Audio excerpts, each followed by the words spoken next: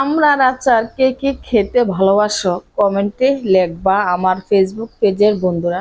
আসসালামু আলাইকুম, সবাই কেমন আছেন? আলহামদুলিল্লাহ আমি ভালো আছি।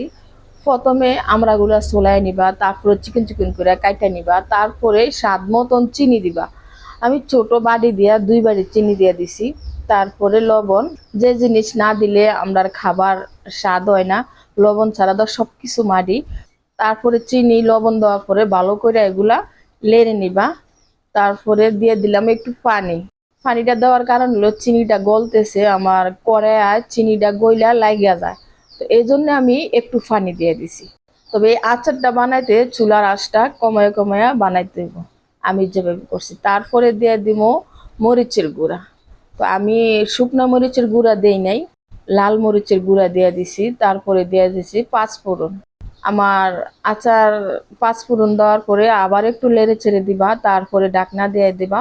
তোমরা যদি কাউকে কমেন্ট লেখো, স্টিকার দিবা না, ভালো কিছু লিখবা। এই আচারটা ধৈর্য কইরা চুলার আঁচ কমায়া কমায়া বানাইবা, খাইতে অনেক ভালো। তোমাদের সাথে আমি রেসিপিটা শেয়ার করছি। ভালো থাকবা, আল্লাহ হাফেজ।